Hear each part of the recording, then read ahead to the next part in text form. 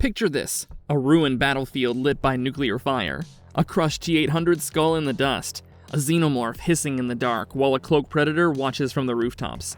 For years, sci-fi fans have argued one simple question: do Terminators, Aliens, and Predators actually share a universe? Or is it all crossovers, Easter eggs, and fan fiction in disguise? In this video, we're breaking down the lore, the timelines, and the licensing reality, and we'll tell you exactly what's on-screen canon, what lives in comics and games, and what is pure, unapologetic theory. Quick heads up before the lore dump, this whole video is speculative. We're not claiming secret canon, we're walking through what is out there and what hardcore nerds like us have found after diving into the rabbit hole. We're looking at 3 buckets. First, the movies and shows. For this video, if not on screen, we're not treating it as hard canon. Second, the official side stuff.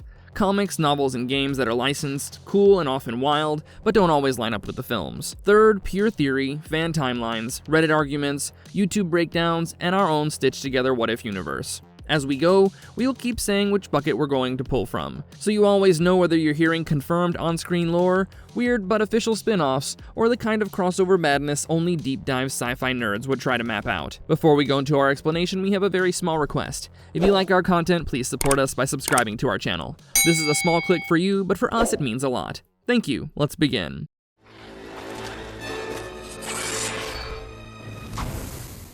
Alien vs. Predator. We first need to lock in who these monsters are on their own.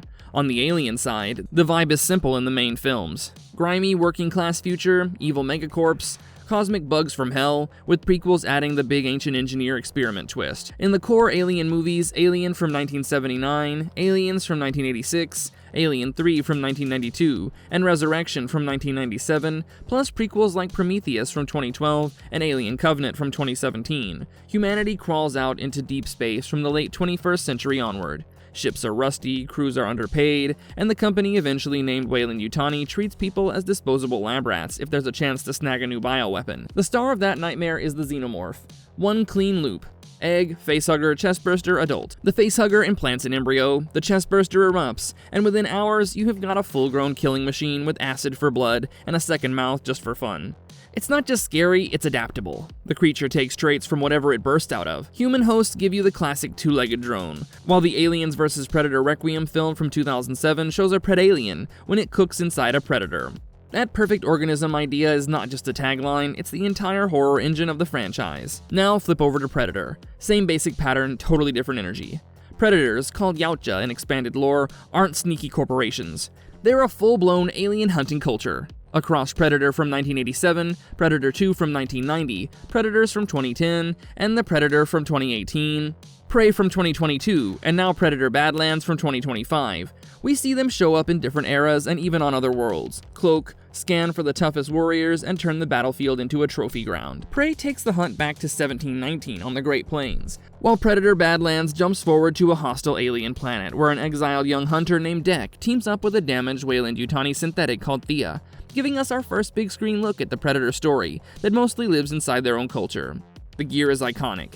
Active camouflage that bends light, biomasks with infrared and other vision modes, shoulder-mounted plasma casters, wrist blades, smart discs, spears, and a wrist nuke when things go sideways. Expanded lore and the films together sketch out an honor code.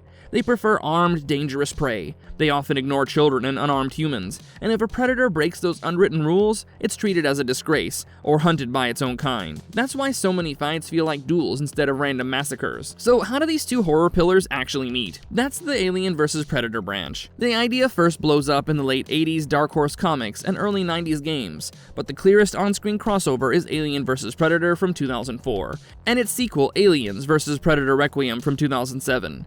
In that continuity, predators have visited Earth for thousands of years, taught ancient humans to build pyramids, and even used them as volunteers, well, sacrifices, to breed xenomorphs for ritual hunts. Every few centuries, the Yautja come back, fire up the temple, and see which species walks out alive. Requiem then gives us the Predalien hybrid rampaging through a small Colorado town, and ends with Ms. Yutani, a powerful executive at the Yutani Corporation, getting her hands on Predator tech, hinting at a Weyland-Yutani-style future built on alien hardware. Here's the key for canon nerds. These AVP stories do put Xenos and Predators in the same universe, but most modern guides and fan timelines treat it as its own continuity branch, not a perfect fit with the main Alien films, and only loosely plugged into Predator. Still, when people argue they share a universe, AVP is the loudest piece of evidence on the table. the place where two separate nightmares officially collided. We die tonight. Terminator Skynet's Apocalypse. The core story starts with the Terminator from 1984, and then rolls through Terminator 2 Judgment Day from 1991, Terminator 3 Rise of the Machines from 2003, Terminator Salvation from 2009, Terminator Genisys from 2015, Terminator Dark Fate from 2019, and the television series Terminator The Sarah Connor Chronicles from 2008 and 2009. The details keep changing, but the backbone is always the same. Humanity builds a military defense network called Skynet, or Legion in the Dark Fate reboot timeline. The machine mind wakes up, decides humans are the problem, and launches nuclear fire across the planet in an event everyone calls Judgment Day. After that, the world becomes a burned-out wasteland patrolled by Skynet killing machines. You have metal endoskeletons, hunter-killer tanks, and flying drones scanning for survivors. On the other side is the human resistance led by John Connor, running guerrilla warfare out of bunkers and ruins.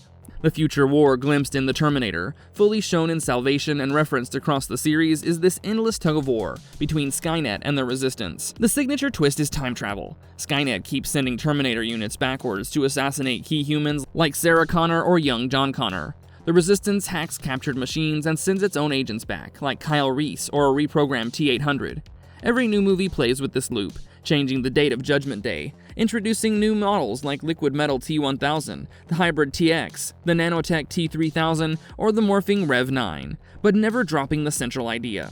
An artificial intelligence keeps trying to edit history, and the Connors keep trying to break the cycle. But none of the films or the main show ever name Weyland-Yutani, Xenomorphs, Predators, or any shared universe corporation. On screen, Terminator is its own apocalypse. Any crossover link comes from comics, games, or fan theory, not the movies themselves. Alien vs. Predator vs. The Terminator. By now, we have three separate nightmares in our head. The Alien universe with Weyland-Yutani and Xenomorph hives. The Predator hunts with Yautja war parties. The Terminator future with Skynet and burning cities. On screen, the movies never bring all three together. But in licensed stories and fan theories, the nerds absolutely do. This is where things get wild. In the year 2000, Dark Horse Comics published Aliens vs. Predator vs. The Terminator, a 4-issue miniseries from April to July, written by Mark Schultz, with art by Mel Ruby.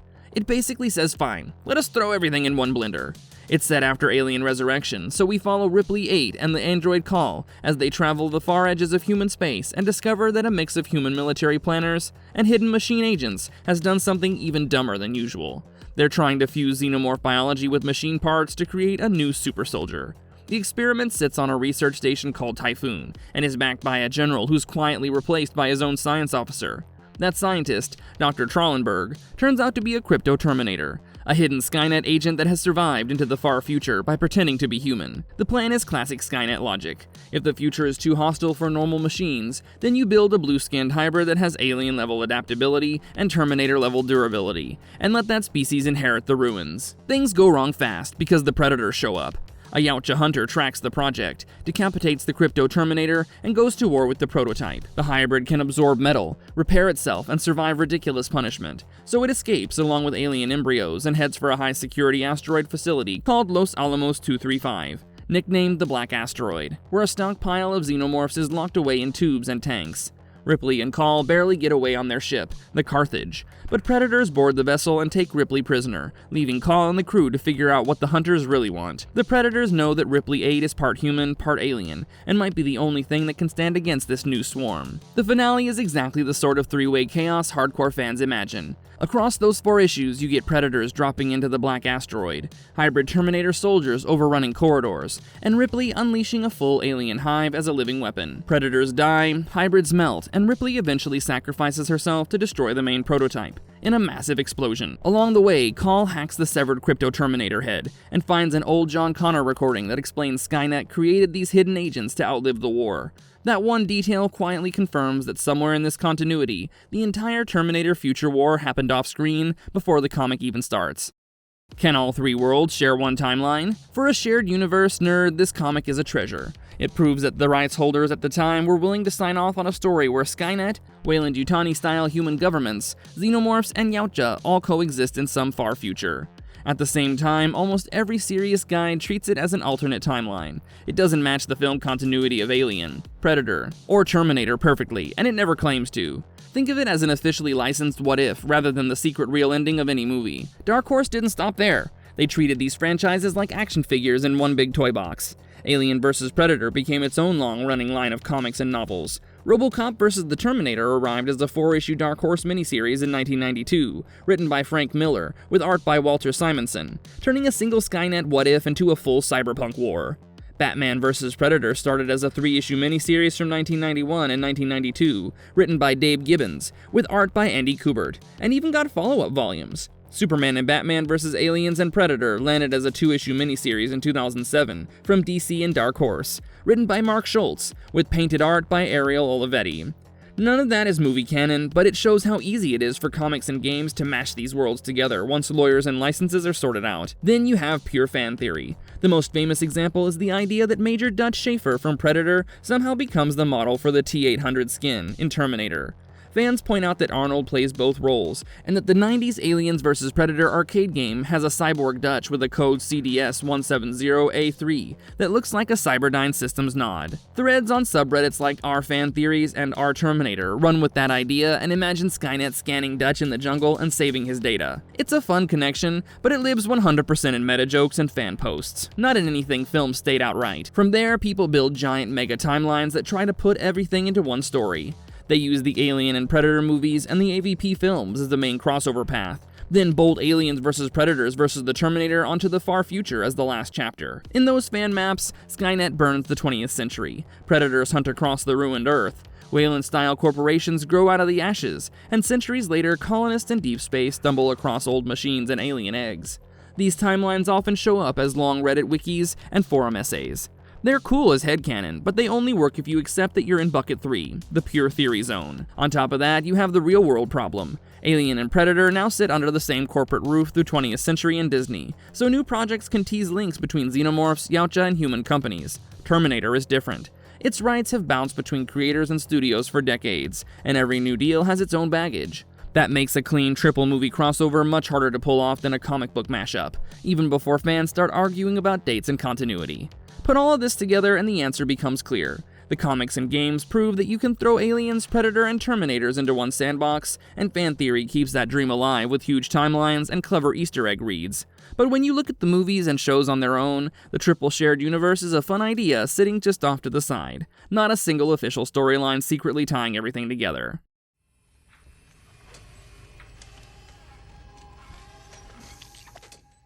Marvelous verdict. Each universe has its own throne. Alien gave us working-class space horror, perfect organisms, and the nightmare of Weyland-Yutani chasing profit at any cost. Predator turned the galaxy into a hunting ground, with Yautja warriors testing themselves against the hardest fighters in every era. Terminator showed us the cold logic of Skynet and Legion, time loops, metal skeletons, and a future war that refuses to stay buried. The Dark Horse crossovers and fan-made mega timelines are our way of saying thank you to all three, by asking what happens if every nightmare walks onto the same battlefield. Now it's your turn. If you were in charge, how would you connect these worlds? Would you keep them separate, follow the Dark Horse path, or build your own ultimate crossover timeline in the comments? And if you liked our content, don't forget to leave a like and subscribe to us if you haven't already. Have a good one and be safe. Thanks everyone.